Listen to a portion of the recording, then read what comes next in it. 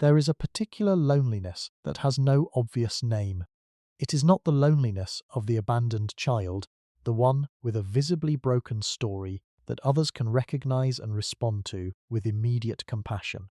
It is something quieter than that, and in its quietness, something far more difficult to carry, because it arrives inside a life that, from every external vantage point, looked complete. The house was clean, the refrigerator was full, the school tuition was paid, the vacations happened. There were two parents, or perhaps one very capable one, who kept the architecture of ordinary life in impeccable order.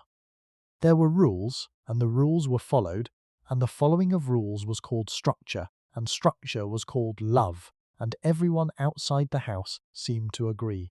But inside the house, in the particular interior weather of it, something essential was missing, and the child who grew up inside that house could feel the missing thing with extraordinary precision, in the way that the body always knows what the mind hasn't yet been given permission to name. They felt it in the way that warmth came in precise, earned portions rather than freely and without condition. They felt it in the rooms that were physically present but emotionally vacant, rooms full of the right furniture and the wrong quality of air. They felt it in the way that their inner life, when they tried to bring it forward, was received not with curiosity, but with a polite and efficient redirection towards something more manageable. They felt alone, not in the obvious, dramatic sense, but in the specific chronic way that a child feels alone when they are surrounded by people who are technically present, but fundamentally unavailable, when the adults in the room can manage every logistical dimension of childhood and almost none of the emotional ones. This is an essay about that child and the adult they became, about what it means to grow up in a home that gave you everything except the thing you needed most, about the particular shape of grief that arrives when your deprivation was invisible even to the people who caused it, because they were doing, by every measurable standard, such a very good job. The child behind the well-behaved eyes on learning to live on the surface of yourself. In the perfect home, the child learns early and efficiently to perform belonging rather than feel it. The performance is not conscious, and this is important to understand. They are not being dishonest or manipulative. They are being adaptive in the only direction the environment makes available. Picture a child sitting at a dinner table where the conversation moves through logistics and schedules and the week's accomplishments, like a well-organized meeting. Everyone is present, everyone is polite, the food is good, and the table is set correctly. And something in the child reaches, quietly, for something warmer, something looser, some permission to arrive in the conversation as themselves, rather than as their best-behaved version. The permission does not come. The conversation continues efficiently, and the child tucks the reaching away, files it somewhere internal, and focuses on answering the questions they are actually being asked. After enough dinners like this, the reaching happens less often. The child learns the shape of what is welcome and begins to inhabit only that shape. They become skilled at small talk and uncomfortable with depth. They learn to give answers that satisfy without revealing, to share the acceptable surface while keeping the interior life private. Not out of secretiveness, but out of the accumulated understanding that the interior life does not tend to be received with care. This child is often described as contained, self-possessed, well-adjusted. These words are not wrong. Exactly, the child is genuinely capable, genuinely composed. But the composure is not ease, it is management. It is the specific discipline of someone who has learned to run their emotional life as a private solo operation because the shared operation proved unreliable.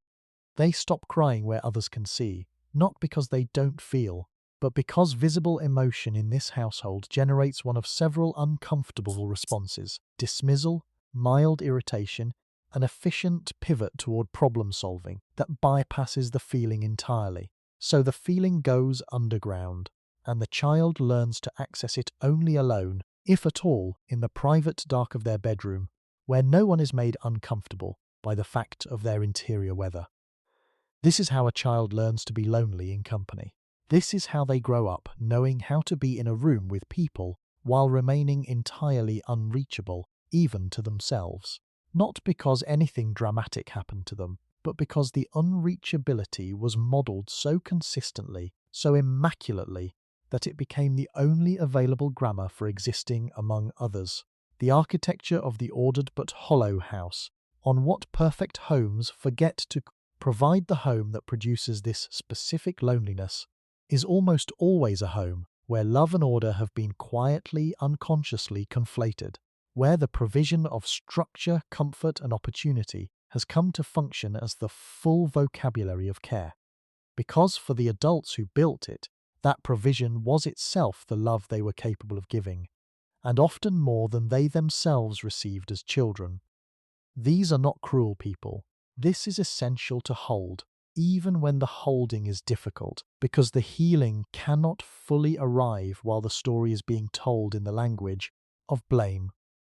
These are often people who were themselves raised inside similar architectures, who learned that competence was care, that emotional restraint was dignity, that the way you showed someone they mattered was by making sure their practical life was in good order.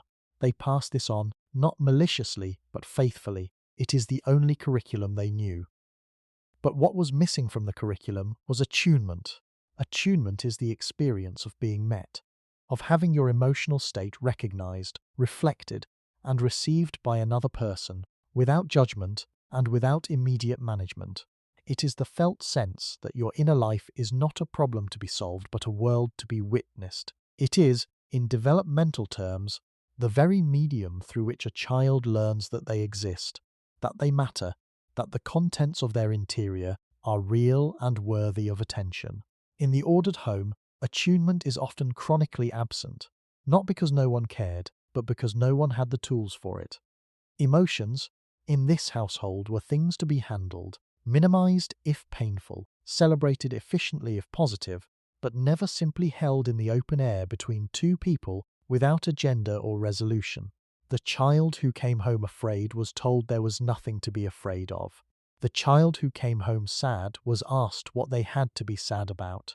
The child who came home confused was given an answer rather than a companion in the confusion. And the message, received again and again in 100 such moments, was devastating in its gentleness. Your feelings are not something I know how to be with. Please manage them somewhere I don't have to witness. So the child learned to manage them, quietly, thoroughly, alone.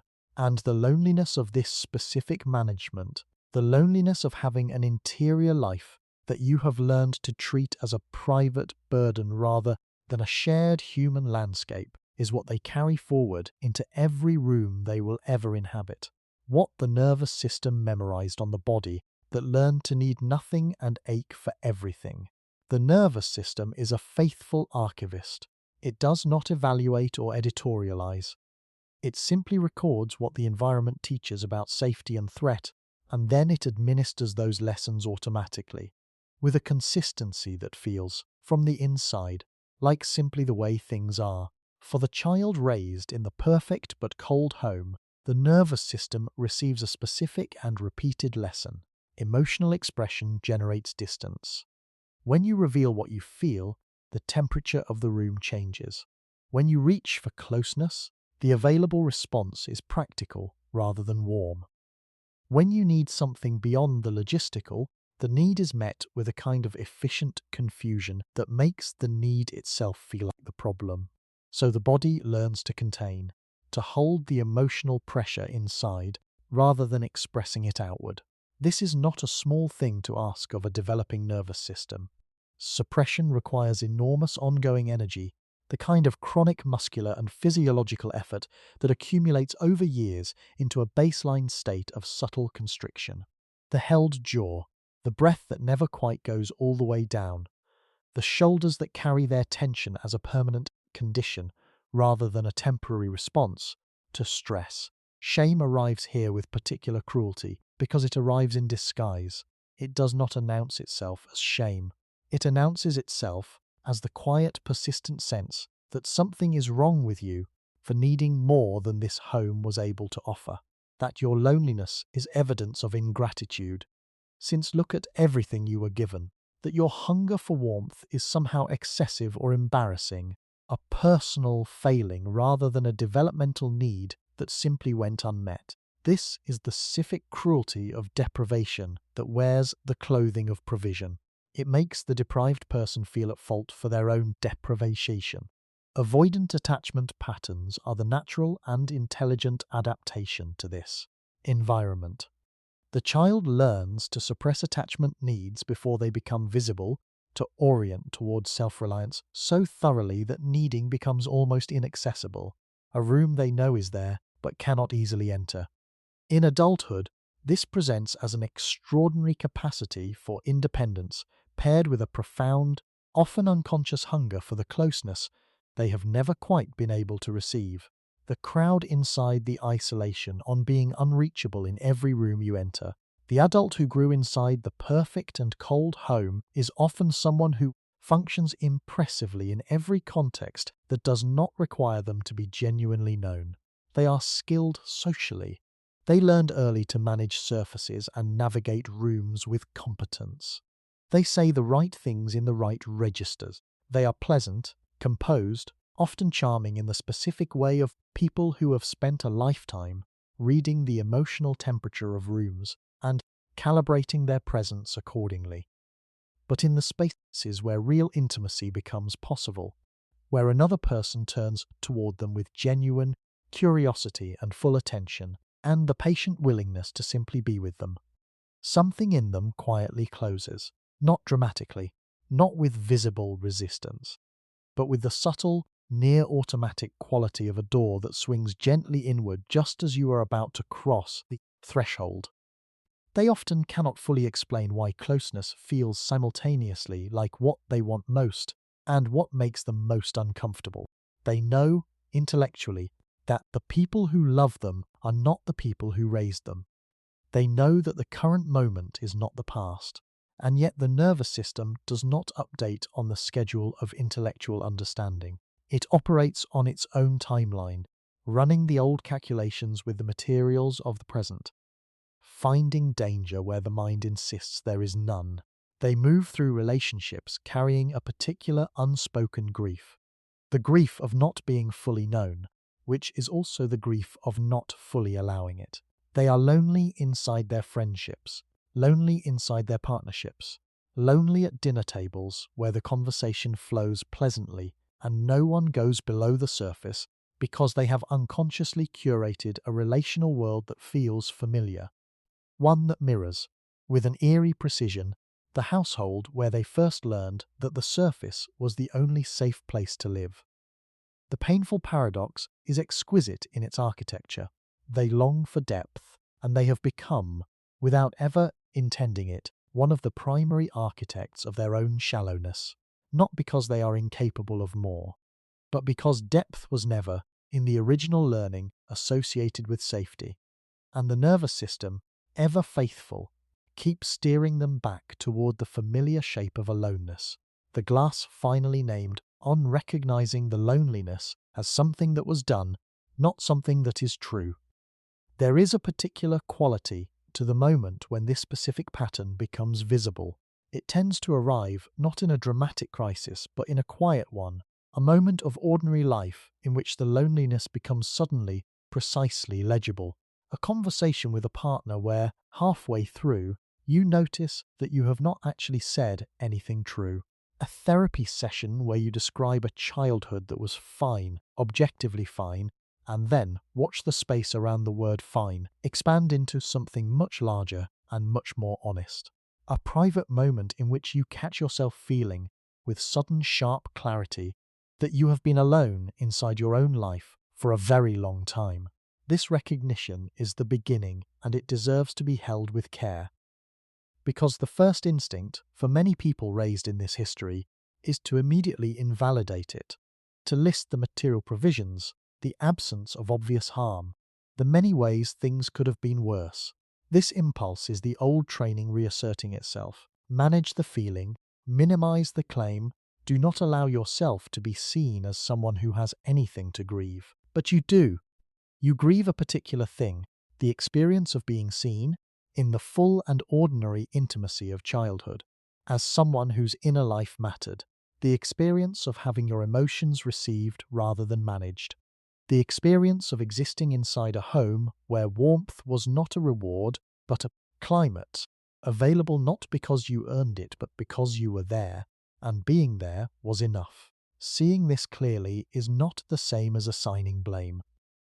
Understanding that your loneliness was shaped by an environment does not require turning the people who built that environment into villains.